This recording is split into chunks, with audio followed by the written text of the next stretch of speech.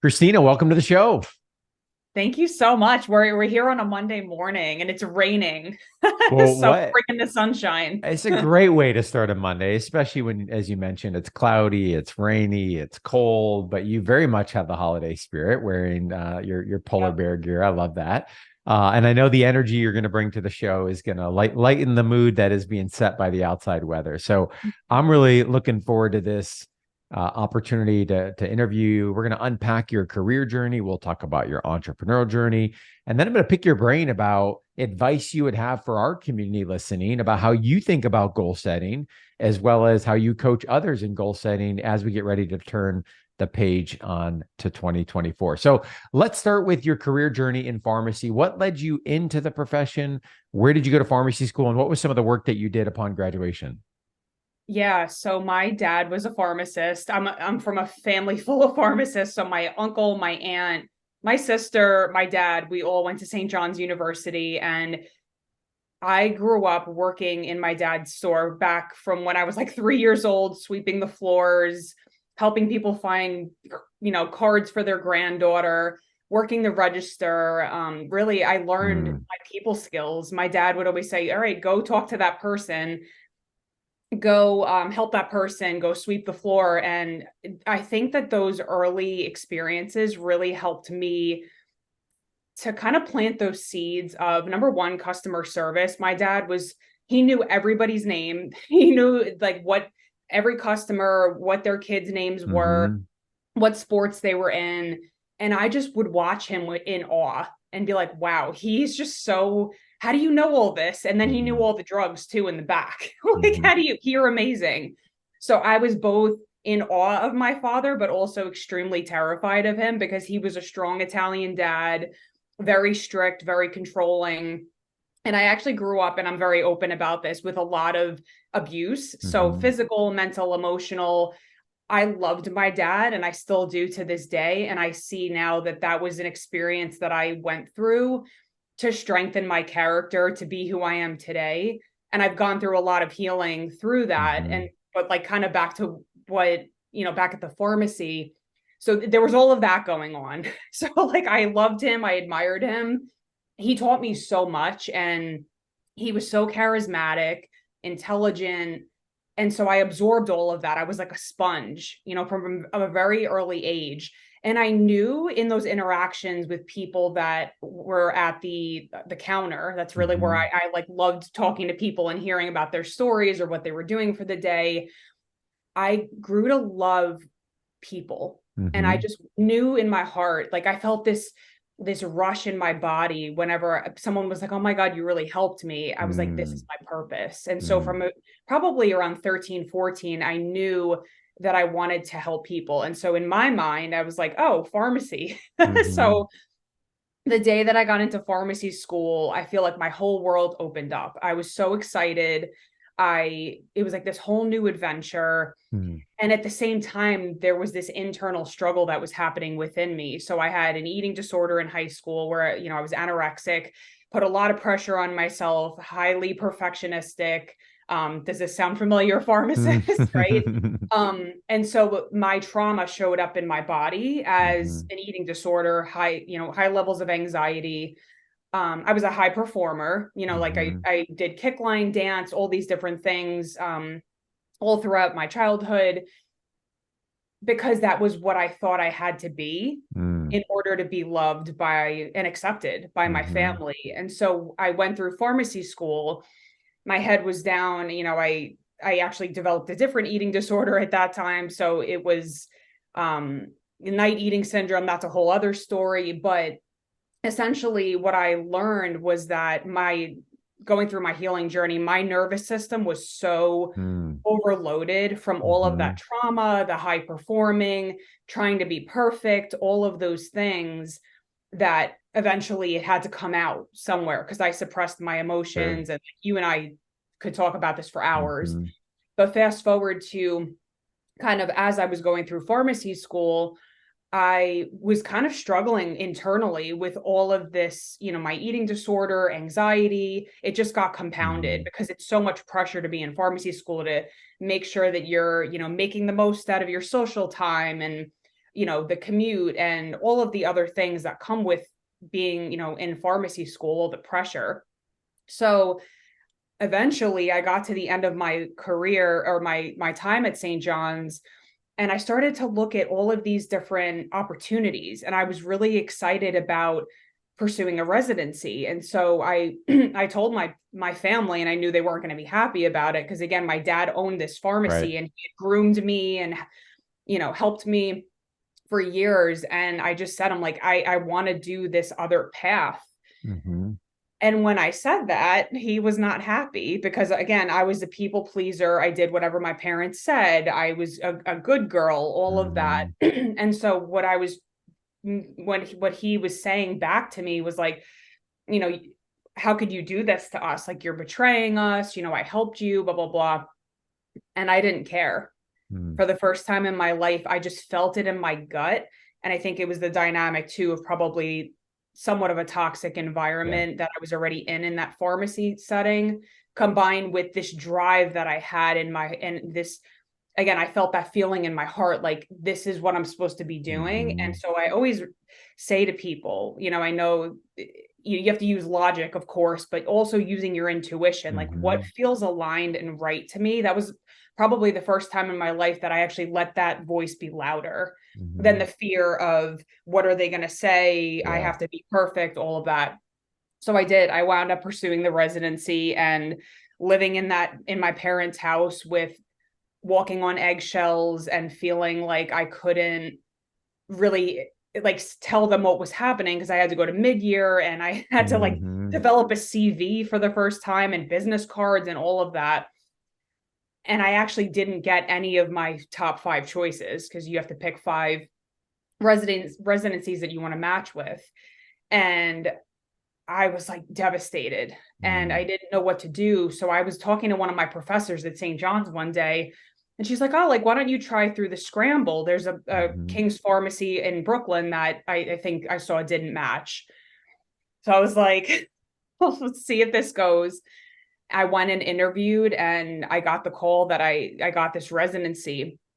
But that was the beginning of the crumble of my life, because that was when I got kicked out of my house. My parents Mm-hmm.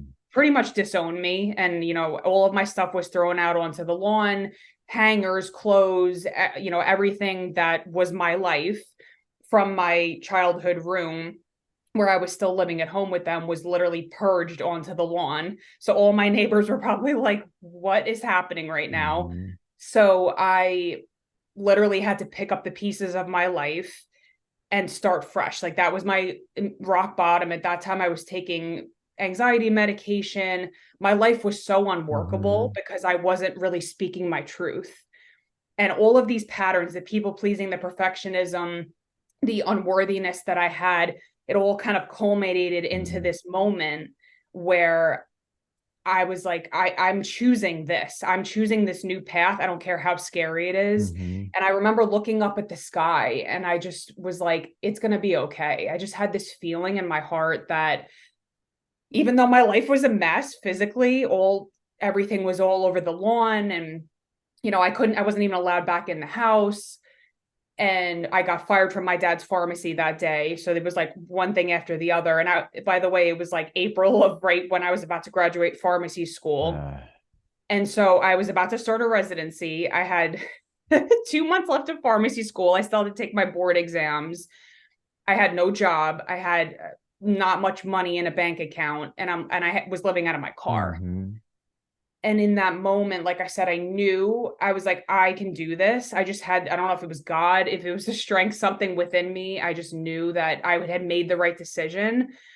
And there had been so much bullying and abuse. And I was like, I'm done with this. Mm-hmm. So anyway, fast forward, and tell me when I'm, This is, when yeah, you're good. ready. I've got so many questions, but this is good. Finish your journey Yeah. here. Yep. So there's so much more, that was the beginning of my entrepreneurial journey, Yeah. really was getting into that residency, because it really opened up my eyes to Mm. all of the different possibilities within pharmacy. And it was so stressful. I cried a lot. I had so much PTSD in my body.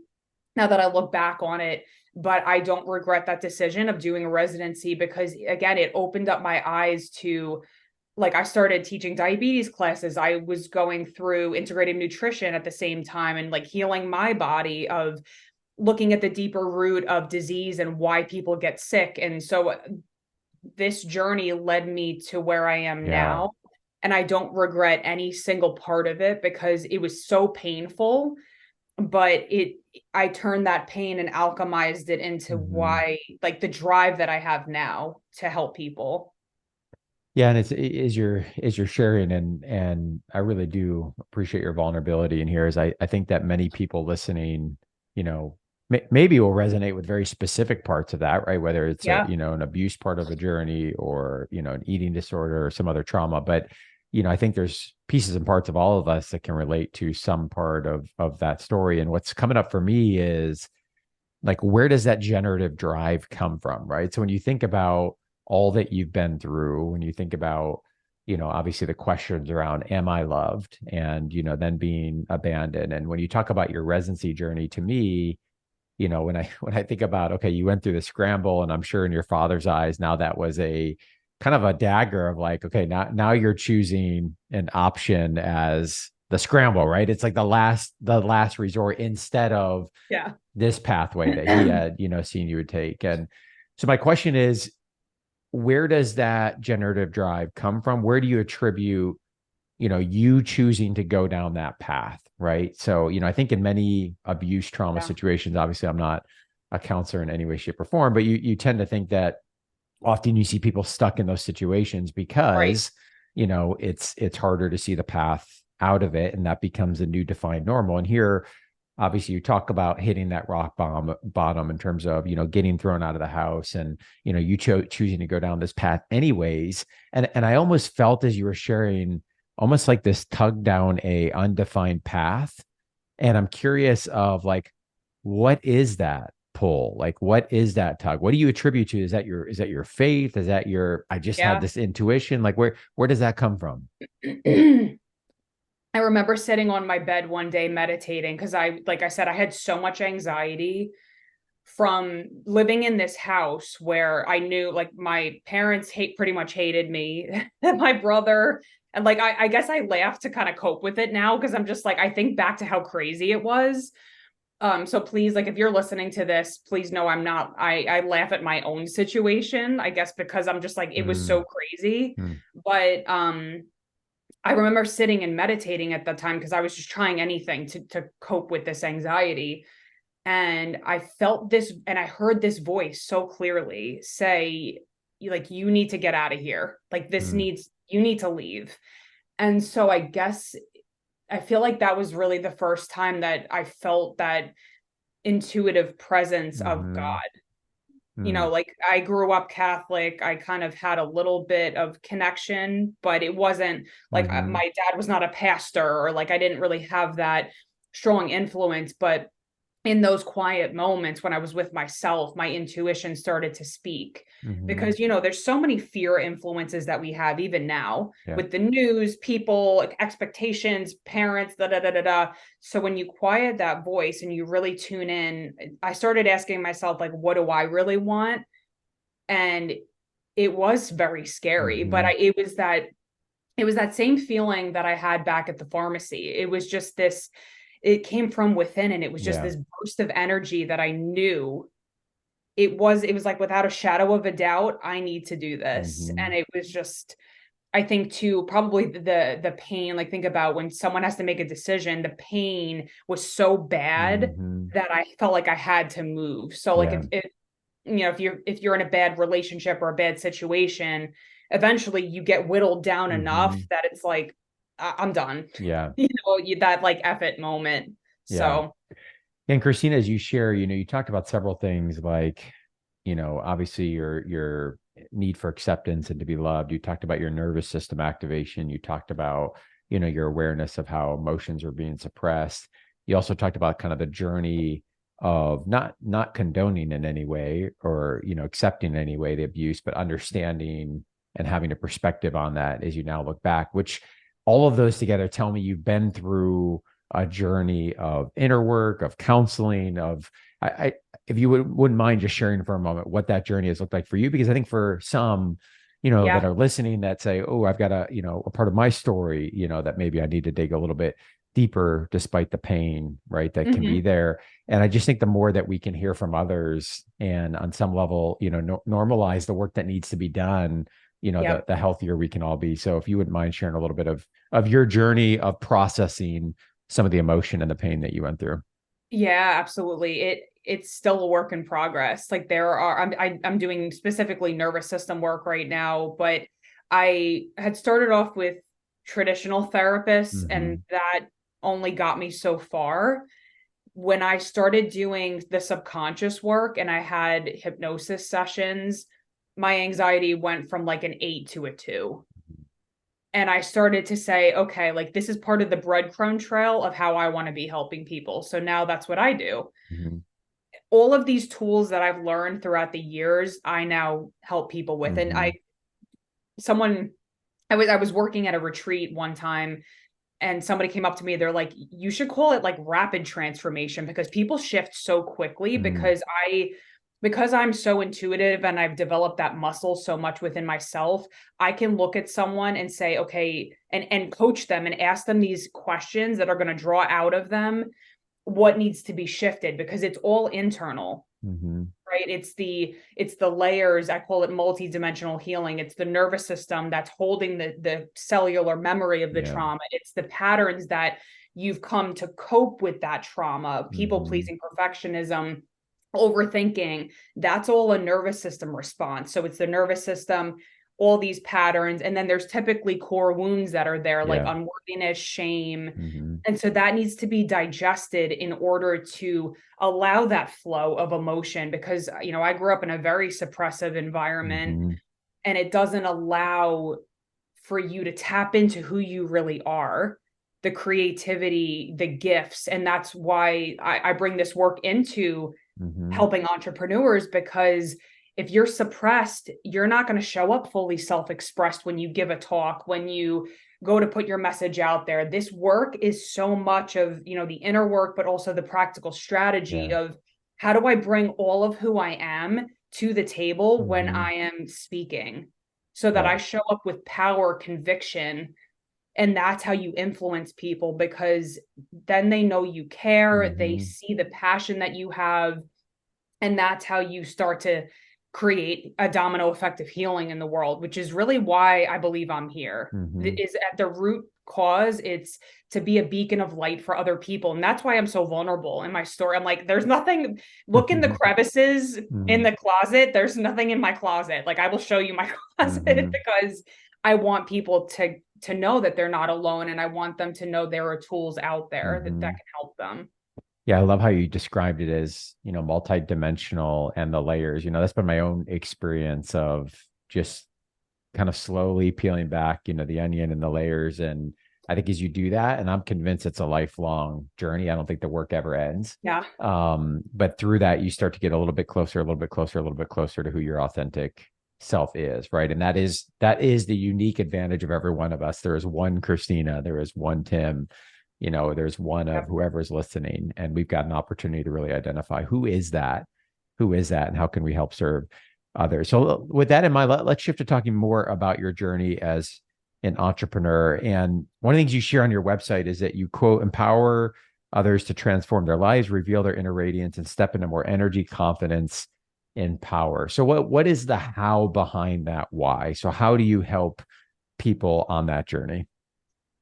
So it's part of what we just talked about. So it's that inner work, but it's also the practical strategy of, and I know we're going to talk about goal setting. So I'll bring this up now. So structured flexibility, right? So like if you think of a container, you Hmm. need to have structure around something to hold the energy of it. So like if I were to just say, I want to have a business, but there's no structure or offer or clear place for somebody to land, then it's kind of like having a leaky bucket. Yeah. So I look at, okay, let's look at some of these patterns that you have that we can start shifting, as well as those practical strategies of how do we translate your gifts into gold. That's Hmm. one of my like my signature methodology is turn your gifts to gold, because again, I always show this. This is like my new thing. I know that everybody listening, I'll describe what I'm holding up right now. So it is a diamond. And if you are following me on social media, you'll see that I post about this. This is on my Instagram. This is who we are. Like, I'm pregnant right now. I'm 21 weeks pregnant. This child is going to come out pure, get with all the gifts that it was born with it being brilliant, worthy, everything. It's pristine. But then what happens is over time, we learn that life isn't safe, right? In some way, whether it's a trauma or we get yelled at or punished or whatever that might be. And little kids make meaning out of things. Yeah. I'm bad, I'm unworthy, all of this. And so that's what we're carrying into our business. And people, it's so unconscious that's why we bring it to the conscious forefront and say, hey, this is what's showing up. So we can help you reveal more of that diamond, of the brilliance of who you came here to be, because you're most magnetic when you shine that light. And when you can help those people who are in your audience scrolling on Facebook, looking for the answers, that to me is true fulfillment. So the more that you can reveal that and have these containers, and by containers, I mean like offers or the way that you tell your story in a way that's compelling and draws people to you, that's how you build a sustainable business. That's my belief. It's one perspective, but and I know you work with a lot of entrepreneurs, but for everyone listening, like this work spans everyone, right? So obviously we're talking about it here in the framework of, you know, being able to approach your business and how you serve others, and making sure that, you know, what is unconscious becomes conscious, and we're aware of how that might be limiting what we're doing or holding us back. But, you know, for someone who's at the front lines at a community pharmacy, or they're a manager or an administrator at a hospital, like, this work matters for everyone. It matters in your professional life. It matters in your personal life. You know, and you're talking about some of the variables that, as, you know, kids growing up, we experience these things. Some of them might be traumatic enough that we remember, but often they're not. And I know that as a parent, like, there are micro moments. I had one of them with my kids last night where, you know, after there's an interaction, it's like, ooh, like, how was that perceived? How could that have been done differently? And now mistakes are going to be made. That's a part of life. But how do I learn from that? And how can I talk that out loud and process that with them as well? And they need to hear me out loud say, like, I am sorry, you know, I shouldn't have done X, Y, or Z, and I could have done this differently. And they need to hear those things. And I don't get it right a lot of the time, but this work matters as an employee, as an entrepreneur, as a parent, as a spouse, as a, you know, father, mother, brothers. It matters in every relationship, you know, that we have. And so I just love the vision of what you're sharing. One of the things you have on your website, which really connected with me, is you said, quote, when we reconnect back to our true essence and remember who we really are, we are limitless, empowered, and we're free. So powerful, right? And that transcends so much of what we experience every day if we're able to get there.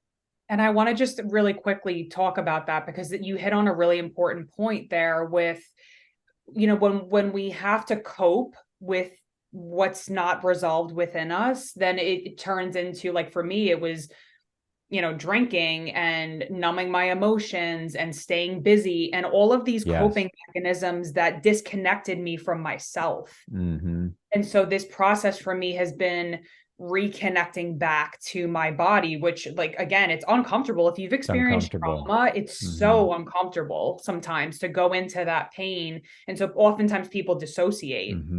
And they're like, how do I escape this? Like, can I just run away from this in any way possible? Vacations, whatever that coping mechanism is. But when you heal, that's when you're truly free. And I think that's what a lot of people are seeking, is through those mechanisms. It's like, I just want to feel better. So That's right. Yeah. And I think for, you know, I'll speak to this for a moment, just because this has been my own journey. I know when I was doing some of the work that I'm doing now, one of my initial knee-jerk reactions was like, I had a great childhood. Like, there is no trauma there. And, you know, number one, all of us have experienced something. The magnitude of it, the significance of it could be different. But we all have our own journey. And, you know, I think sometimes that we can confuse things like, I was provided for effectively, my parents helped and supported me, but there could be emotional gaps there. There could be Right. emotional gaps in, how things were communicated or not communicated. And this is not about, digging up things that's going to lead to, judgment and, disgruntledness towards others. Right. I think part of Right. this Right. journey is to really have peace with that. But, so much of that, the more, to your point, the more that we can help move from being unconscious to conscious, once we're aware of it, and once we can tap into our emotions and start to slow down and say, okay, in this moment, I'm noticing myself feeling angry, I'm feeling fear, I'm feeling shame, I'm feeling guilt, whatever it be. And then connecting that with whatever interaction we're having. I know what I often realize is, whoa, like the emotional reaction, as real as it is way out of whack with the reality of the situation. Okay, where's that coming from? Like, Right. why am I feeling Right. so much anxiety and fear over Yep. something that, when I can just step back and kind of untether, myself and sort of observe, like, oh, Tim, that's interesting. Like, your heart rate's increased rapidly. You have shortness of breath. Like, you're becoming really tense. Like, what's all that about? What's behind that? And those are tools. Those are things that we can use every day in our interactions that we have with others. Right. Exactly. And the brain loves context, right? So like the Hmm. nervous system feels safe when we have some kind of context around, oh, okay, like this is what's happening. Yes. And you can use whatever tool to regulate and be with that part that Yeah. is probably a past part of you that's like, hey, I need support. Hey, I wasn't supported in this way or whatever it might be. So yeah. So one of the things I've shared before on this show is, and with others as well, is that I feel like parenting and entrepreneurship for me have exposed so many areas of weakness or opportunities for growth, however we want to say it. Yeah. And so many opportunities for self-reflection that I'm not sure, would have been there to the same degree without it, right? When you're talking about young kids, when you're talking about business, there are things that stretch, challenge, get out of your control in a way. Like for me, I was very good at like keeping things in a box and being able to kind of control and maneuver around it so that I didn't have to experience the uncomfortable feelings and the things. Well, guess what? When kids come to the equation, when business comes to the equation, like that box gets blown up sometimes. And it really, like for me, exposed like, oh, wow. Like when I don't have control of a situation, like that's where I see, a lot of things go awry. And that's an interesting discovery. Like, well, what's behind that? And why is that there? So my question for you is, as you think about your journey in business so far and soon to be as a parent, like what have you learned about yourself? What has been the most significant one or two things that you've learned about yourself through not only your own journey of healing, but also through building and growing a business? Oh my goodness. When I think of this analogy, when you have a business and you're growing it, it's like a mirror. Everything that needs to come up That's through good. client interactions, team interactions is going to come up. Like you said, Mhm. I love that analogy. You're like the box blows up because it's like you can't hide. No. You're facing off with yourself. And yeah, I would agree 100% with the control. Like for me, unworthiness came up, Mhm. control, people pleasing, all of those protective parts that just wanted to keep, like as a child, I just wanted to be safe. Mhm. And I never felt safe in my house because it was so chaotic. There was a lot of abuse going on. And so I learned to shut down. And that was part of my Mhm. coping mechanism, like I said. And I think through control, and my dad was very, both my parents were very controlling, that's what helped me feel like, oh, I have some sort of safety, Yeah. right? So it was kind of that dynamic that still plays out. And I'm Mhm. like, I have to catch myself. And I'm like, okay. And I, again, like that's one of the layers for me that I have to continually work on. And Mhm. that's why I have continuous support coaches, different Yeah. people that I hire, because I'm like, hey, I need, I need to be witnessed in this. I need to be Mhm. held in this very uncomfortable situation. And but at the same time, like even currently, like in the past few months, I've had some situations where it really stretched me, and I've never Mhm. experienced this before. But from a higher perspective, I always come back to, okay, what is God trying to teach me through this? Because my character is being strengthened through this. Mhm. And so I feel the emotion, but then I also say, okay, what am I actually learning here? And that to me is Yeah. important for the integration process of Yeah. like, I'm not just going through this to feel pain. I'm actually alchemizing something within myself from a past version or whatever it is Yes. that's helping me become a higher version of myself, Mm-hmm. you know?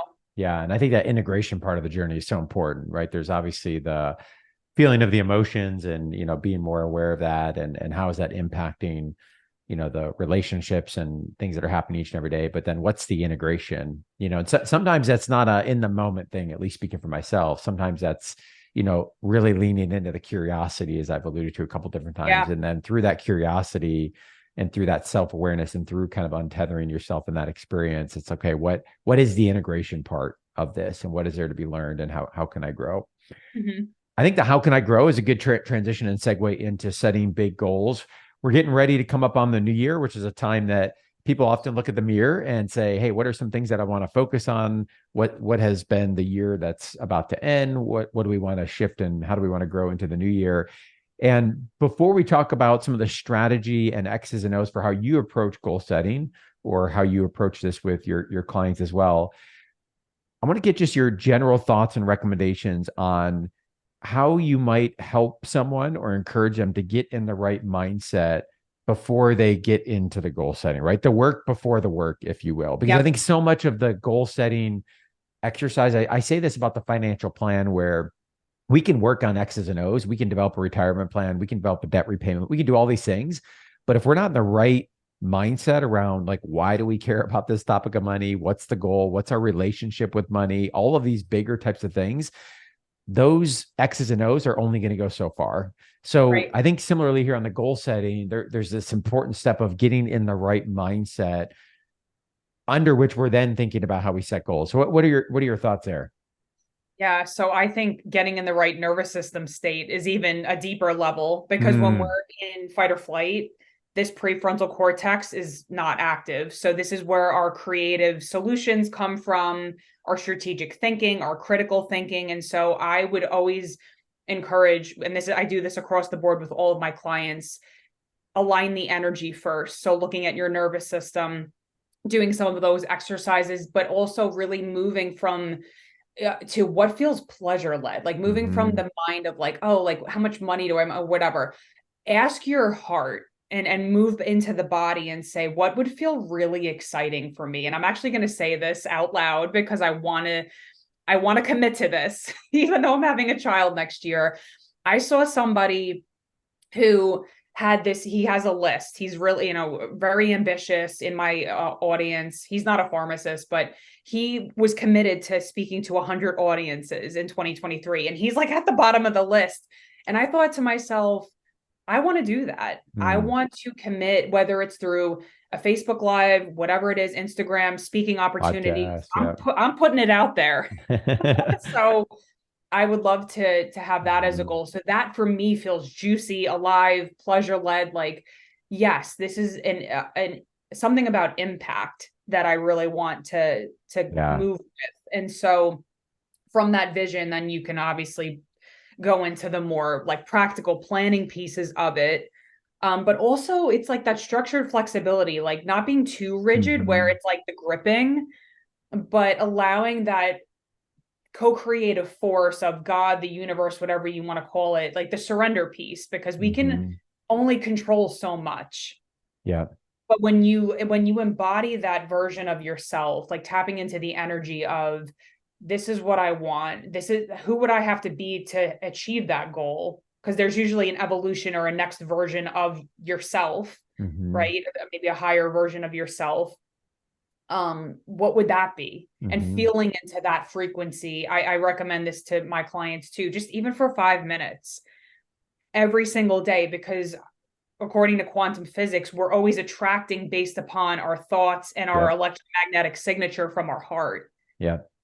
So that's what we attract, what we Yeah. constantly think about, what we're constantly feeling. So hmm Yeah. And I that's a love whole other topic. it's a good one. And there's a lot of good resources on there, for people that want to learn more about that as well. But I think, what you shared about the pleasure led really resonates with me, right? Because I think for a lot of pharmacists, I'll speak for myself, but I suspect many may feel the same as well.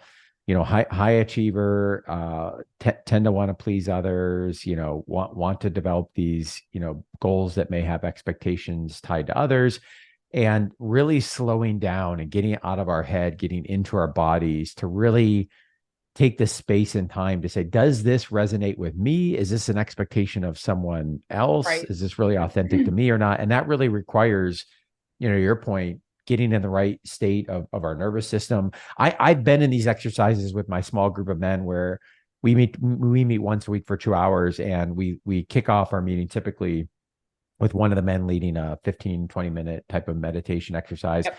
And I can consistently now almost have gotten to the point where I will show up and it feels like there's an uneven distribution of weight of my head to my body, because I've been throughout the day, I'm just programmed like through, repetition, experience, whatever, that if I'm not careful and I don't slow down, like I will live so much of the day in my head that I can actually feel like the physical exhaustion of that in my head. And really to be able to slow down and like get into my body. And typically by the end of that meeting, like I can actually feel like the shift of the stress and the weight in Wow. my Yeah. body. And I've actually described it to the guys in my group that like, it feels like if I close my eyes, sometimes it feels like my head is like in a giant space, like disproportionately weighted to the rest of my body.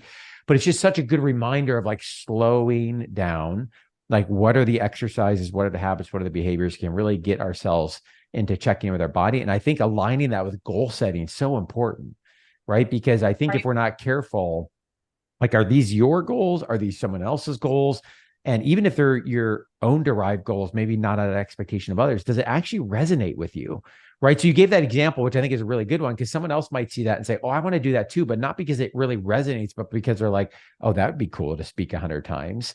Like that would be cool, right? There could be some pride there. There could be some ego there. Right. But the way you described it is like that really resonated with you internally, right? For whatever reason. I think it comes full circle to where you started your story, which was, earlier in your life, identifying that you really have a desire to want to help other people, right? That to me ties very directly to that. So I think getting in the right state of mind, getting out of our head, making sure that it's a pleasure-led process is so important. Now, I want to get a little bit more detail from you on this concept of structured flexibility, because this has been my experience where I've gone through goal setting in many different formats. And sometimes I come up with these very comprehensive, plans that seem great. You get the dopamine rush. And then 2 weeks in, you're like, oh my gosh, this is exhausting. What was I thinking? I'm going in 12 directions. I've got every domain of wellness, defined with 5 different sub goals. And then I've been on the other end where, it's too loose. It's maybe not motivating enough or not structured enough. And I do think there's a middle ground here, which I believe is what you're referring to, the structured flexibility. So tell us more about what that looks like for you. Yeah, I'll just even give a concrete example of a launch. Like I just did a pivot to profit 3-day, it's a client converting workshop. Like I bring everybody in, I teach them, it's like a really detailed PDF. And I'm like, okay, this is what I'm going to do. I'm going to do this 3-day event, deliver tons of value. And then I'm going to share about one of my programs. As I'm going through the launch, I'm like, oh, I want to do a trick or treat giveaway. So that came in, like being open to the downloads that come through. Like I call them downloads. It's like that divine kind of intuition. And so I added that in, and maybe I took something out. It's kind of like cooking. It's like, oh, do I like my food spicy? All right, maybe I won't add so much of this, but I'll add this. So I think it's being a little bit flexible with, number one, like those components, but also not being so rigid of like, I need 5 clients from this launch. Like it for me, it comes back to, and you talked about that word ego. I really try, and it's a constant thing. I'm like, okay, I'm releasing. I know that this is my ego talking right now. That's wanting this outcome. I'm going to let that go, and I'm going to open up to whatever the highest outcome is going to be. And I'm going to show up and serve and give 110% and do this plan, be flexible, implement those downloads, like I said, but also having that openness of, I wonder what else could show up, that it doesn't have to be so rigid. You know what I mean? No, that makes sense. And I think that very concrete example you just gave, related to the launch is a good one, right? Because I think so often not only can we adopt other people's goals, but we can set a goal.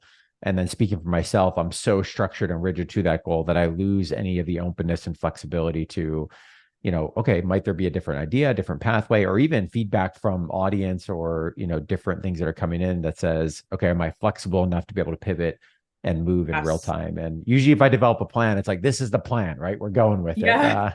And I'm going to see, which there's value in that, and there's real value that can come from kind of that, stick to itiveness and wanting to see it through and being resilient, but also adding some flexibility to that I'm is laughing really because I'm thinking like that's how I'm like, oh, like I'm gonna plan da da da da da with this baby, and like we're gonna get the food all sure. ready, and I'm like, I'm sure like my like whatever is gonna blow up my plan, but that's okay.